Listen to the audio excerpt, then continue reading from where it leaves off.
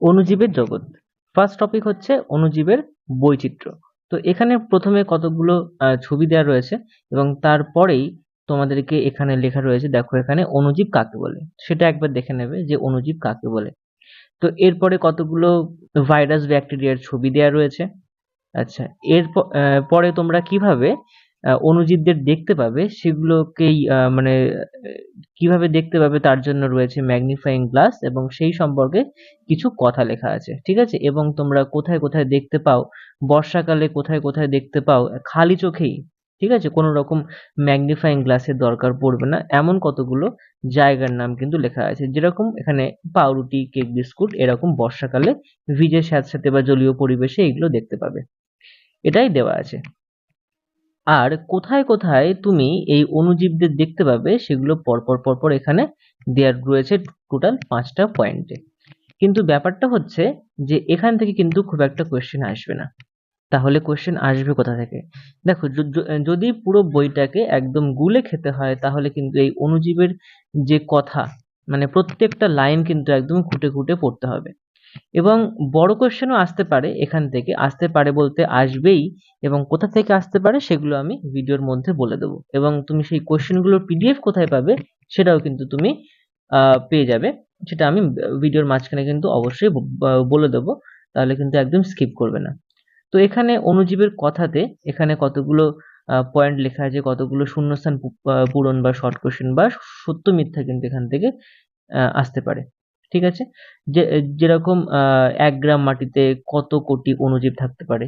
100 কোটি। এরকম কিছু কিছু শর্ট কোয়েশ্চেন যেরকম এটা আসতে পারে যে পৃথিবীতে কত বছর ধরে পৃথিবীতে টিকে আছে হচ্ছে এই অণুজীবরা? উত্তর হবে হচ্ছে 350 কোটি, অথবা 3.5 বিলিয়ন বছর ধরে কিন্তু এরা টিকে আছে। বা মনে করো পৃথিবীর সমস্ত ভরের জীব ভরের প্রায় হচ্ছে 60%, ঠিক আছে, এরকম কিছু। ওকে, নেক্সট হচ্ছে অণুজীবের বৈশিষ্ট্য। এখান থেকেই শুরু হচ্ছে তোমাদের শর্ট কোয়েশ্চেন, ইম্পর্টেন্ট কিছু। তো দেখো, ফার্স্ট যে পয়েন্টটা সেটা হচ্ছে পৃথিবীর প্রায় সর্বত্রই এদের পাওয়া যায়। কোথায় কোথায় পাওয়া যায় সেটা এখানে আলোচিত আছে।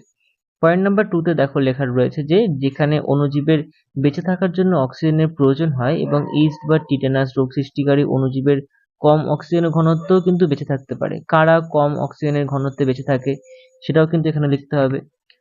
মানে দেখতে হবে, তুমি এখান থেকে দেখে নেবা, একটা আলাদা খাতা করবে, সেখানে পয়েন্টগুলো মনে রাখার জন্য লিখে নেবে। নেক্সট হচ্ছে এদের বেঁচে থাকার জন্য কিন্তু একটা কিরকম জায়গা দরকার, সেটা হচ্ছে ভেজা জায়গা। আচ্ছা, পয়েন্ট নাম্বার 4 হচ্ছে অন্ধকারময় জায়গা।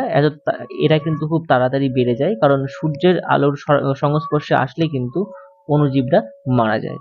ওকে, পয়েন্ট নাম্বার 5 এ দেখতে পাচ্ছ যে এখানে যেটা আর কি অণুজীবরা কোথায় থাকতে পারে সেটা হচ্ছে পচা গলা বস্তু থেকে কিন্তু এরা খাদ্য সংগ্রহ করে, ঠিক আছে।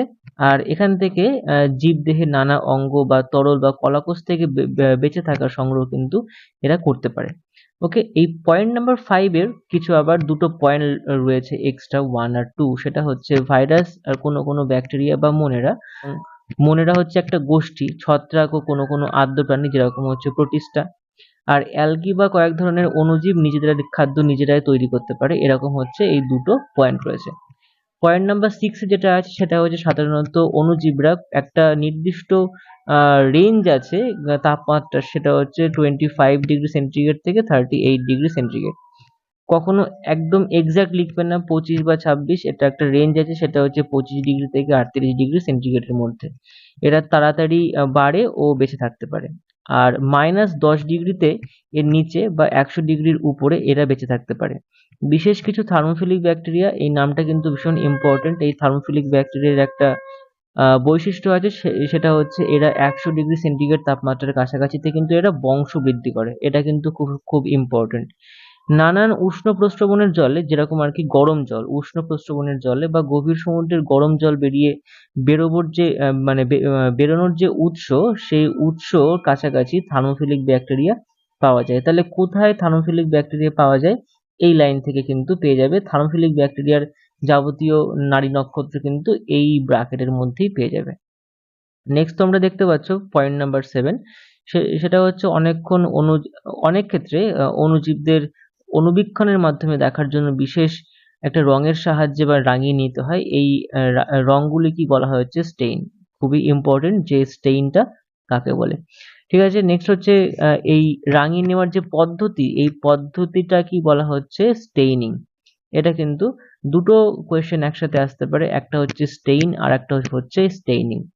ওকে, কত রকমের অণুজীব এখানে দেখা যায় সেটা হচ্ছে এখানে 4 রকমের অণুজীব তুমি দেখতে পাবে। এটা হচ্ছে ব্যাকটেরিয়া, আদ্য প্রাণী, ছত্রাক আর হচ্ছে শৈবাল। এর কতগুলো ব্র্যাকেটের মধ্যে যে জিনিসগুলো লেখা আছে সেইগুলো হচ্ছে গোষ্ঠী। সেটা হচ্ছে ব্যাকটেরিয়া, পরে হচ্ছে মোনেরা গোষ্ঠীর মধ্যে, আদ্য প্রাণী পরে হচ্ছে প্রোটিস্টা গোষ্ঠীর মধ্যে, ছত্রাক পরে হচ্ছে ফাঙ্গি গোষ্ঠীর মধ্যে এবং শৈবাল পরে হচ্ছে প্লান্টিক গোষ্ঠীর মধ্যে। এই গোষ্ঠীগুলো কিন্তু মনে রাখতে হবে, ঠিক আছে?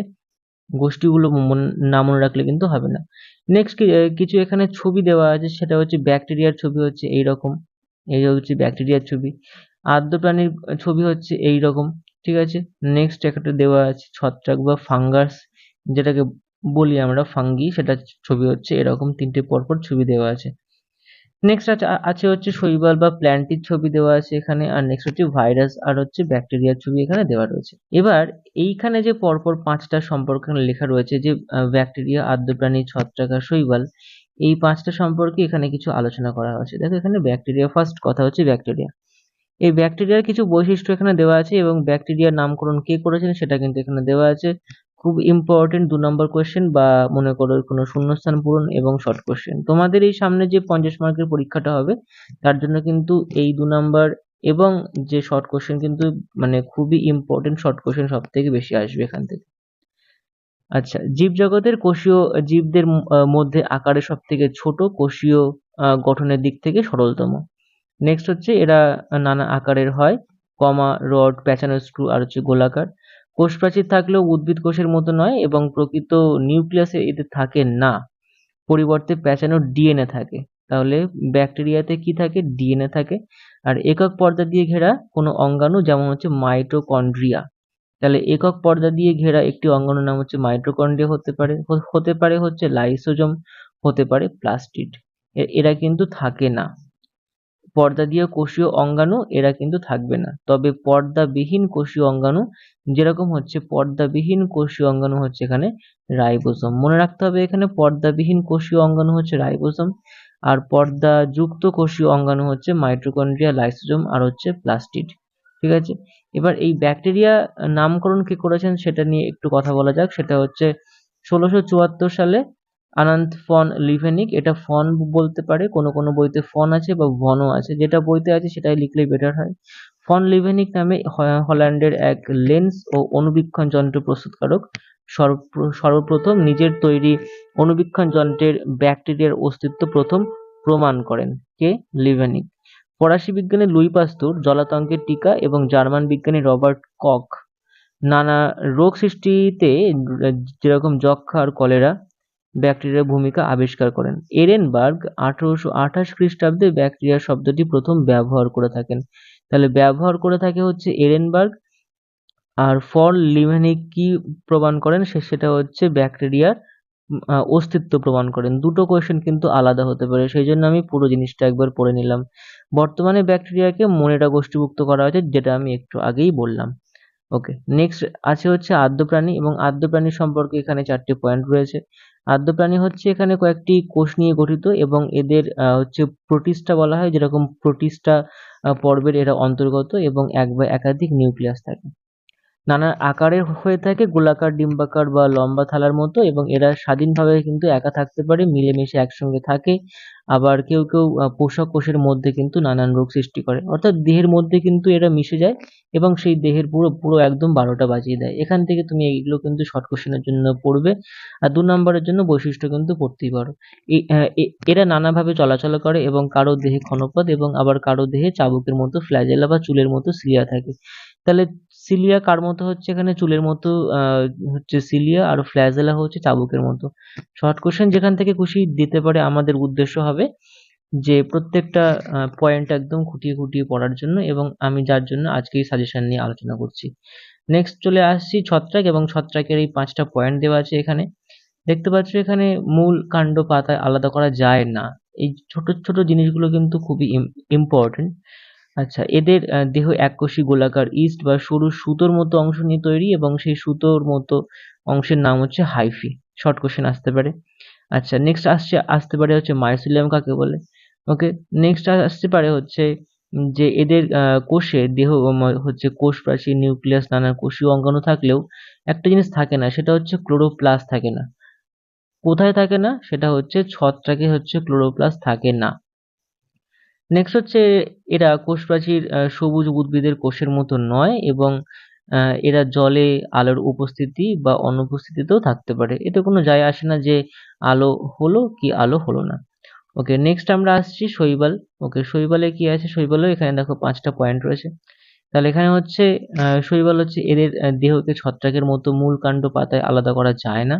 এদের দেহে এককোষী এবং বহুকোষী দুটো রকমের হতে পারে, এককোষী বা বহুকোষী, এবং অনেক সময় একাধিক কোষ পরস্পর যুক্ত হয়ে বলের মতো কিন্তু এটা তৈরি করতে পারে। এককোষী হচ্ছে ক্লামাইডোমোনাস আর বহুকোষী হচ্ছে এখানে স্পাইরোগাইরা। এটা কিন্তু মনে রাখতে হবে। এককোষী হচ্ছে ক্লামাইডোমোনাস এবং বহুকোষী হচ্ছে স্পাইরোগাইরা। এদের কোষে কোষ প্রাচীর এবং নিউক্লিয়াস, নানা অঙ্গাণু থাকে। নানা আকৃতির ক্লোরোপ্লাস্ট থাকায় এদের নিজেদের খাদ্য নিজেরাই কিন্তু এরা তৈরি করতে পারে। এদের স্বাভাবিক বৃদ্ধির জন্য আলোর প্রয়োজন হয়। আলোর প্রয়োজন হয় এবং এরা প্রধানত কোথায় থাকে? জলেই থাকে, কারণ শৈবাল বা এখানে ছ্যাদলা বেশিরভাগ জলেই কিন্তু উৎপন্ন হয়। আচ্ছা, পাশে স্পাইরোগাইরার খুব একটা সুন্দর ছবি দেওয়া আছে, এগুলো দেখে নিতে পারো। নেক্সট চলে আসছি ভাইরাস, খুবই ইম্পর্টেন্ট একটা জিনিস। তো নেক্সট যখন এটা পড়তে হবে তাহলে এখানে জেনে নিতে হবে যে এটা কোন বিজ্ঞানী এই ভাইরাস সম্পর্কে আলোচনা করেছিলেন। সেটা হচ্ছে বিজ্ঞানী এডওয়ার্ড জেনার। বিজ্ঞানী এডওয়ার্ড জেনার কত সালে? সেটা হচ্ছে 1796 খ্রিস্টাব্দে। বসন্ত রোগ সম্পর্কে গবেষণা থেকে আমরা ভাইরাসের কথা জানতে পারি এবং তবে 1940 দশকে ইলেকট্রন মাইক্রোস্কোপ আবিষ্কারের আগে কোনো ভাইরাসকে দেখা সম্ভব হয়নি। তার মানে তার আগেও ছিল, কিন্তু তিনি আবিষ্কার করেছিলেন হচ্ছে 1796 খ্রিস্টাব্দে, এডওয়ার্ড জেনার। আচ্ছা, সাধারণত অণুবীক্ষণে সাধারণ অণুবীক্ষণে ভাইরাস দেখা যায় না এবং ভাইরাস কথাটির অর্থ হচ্ছে বিষ। মোস্ট ইম্পর্টেন্ট শর্ট কোশ্চেন ব্যাংকেও অনেকবার পেয়েছি। ফার্স্ট পয়েন্ট লেখা রয়েছে যে এদের কোনো রকম কোষীয় গঠন নেই। একদম সিম্পল। এদের কোষ হচ্ছে কোষ আবরণী, সাইটোপ্লাজম বা নিউক্লিয়াস থাকে না। এই সাইটোপ্লাজম নিউক্লিয়াসের পরিবর্তে কি থাকে? সেটা হচ্ছে প্রোটিনের তৈরি খোলক থাকে এবং নিউক্লিক অ্যাসিড থাকে, যা ডিএনএ বা আরএনএ সমন্বিত। ওকে, পয়েন্ট নাম্বার 3 হচ্ছে এরা সবাই পরজীবী এবং রোগ সৃষ্টি করে। এরা সবাই রোগ সৃষ্টি করে, যে ভাইরাসের কথা বলছি আমি, এরা সবাই কিন্তু রোগ সৃষ্টি করে। আর পোষক কোষের বাইরে থাকায় এরা জড় বস্তুর মতো কিন্তু আচরণ করে। যখন শরীরের বাইরে থাকবে তখন কিন্তু এরা জড় বস্তু, শরীরের মধ্যে থাকলে কিন্তু তখন এরা জীবে পরিণত হয়ে যায়। ঠিক আছে, নেক্সট এখানে যে তুমি জিনিসটা দেখতে পাচ্ছ সেটা হচ্ছে পরিবেশের সঙ্গে আন্তর সম্পর্ক। এখানে পরজীবী, মিথজীবী আর হচ্ছে মৃতজীবী, এই 3 রকমের জিনিস এখানে রয়েছে এবং খুবই ইম্পর্টেন্ট। এবং যে দেখতে পাচ্ছ 1 2 3 4 4 রকমের বিভিন্ন জিনিস ঘটিত রোগ রয়েছে। তুমি যদি মনে করো এখান থেকে 1 2 3 4 5 6 7 8 8টার মধ্যে যে কোনো দুটো পড়তে পারো, কিন্তু তাতে একটা সমস্যা হতে পারে। সেটা হচ্ছে যদি যেটা মুখস্থ করবে না সেটা যদি দিয়ে বলে যে এটা কি ঘটিত রোগ, তখন কিন্তু আর লিখতে পারবে না। খুব সাবধান। তার জন্য কি করতে হবে? চেষ্টা করতে হবে সবগুলোই যাতে মুখস্থ করে রাখার। তো ব্যাকটেরিয়া ঘটিত রোগের মধ্যে এখানে পড়ছে যক্ষা, cholera, diarrhoea, typhoid, tetanus, whooping কাশি, ডিপথেরিয়া আর হচ্ছে নিউমোনিয়া। ভাইরাস ঘটিত রোগের মধ্যে পড়ছে ইনফ্লুয়েঞ্জা, পক্স, মাম্পস, এটা হচ্ছে মিসলস বা হাম, পোলিও, জলাতঙ্ক, হেপাটাইটিস, ডেঙ্গু জ্বর, এইডস ইত্যাদি। আদ্য প্রাণী ঘটিত রোগ হচ্ছে amoebiasis, giardiasis, malaria, sleeping sickness, কালাজ্বর ইত্যাদি। ছত্রাক ঘটিত রোগ হচ্ছে দাঁত, হাত চুলকানি, অ্যালার্জি, নাক, মুখ, কান, গলা, ফুসফুসের রোগ আর হচ্ছে খাদ্য বিষাক্তকরণ। কোনোভাবে আর কি পেটে গিয়ে খাবারটা আর কি বিষের মতো হয়ে গেছে। ঠিক আছে, এবং সেইগুলো কিন্তু এই সবগুলোই কিন্তু মনে রাখতে হবে। শূন্যস্থান পূরণ এবং 2 নম্বরের কোশ্চেন আসতে পারে যে এখানে 4টি রোগের নাম লেখো যারা আর কি ভাইরাস ঘটিত রোগ।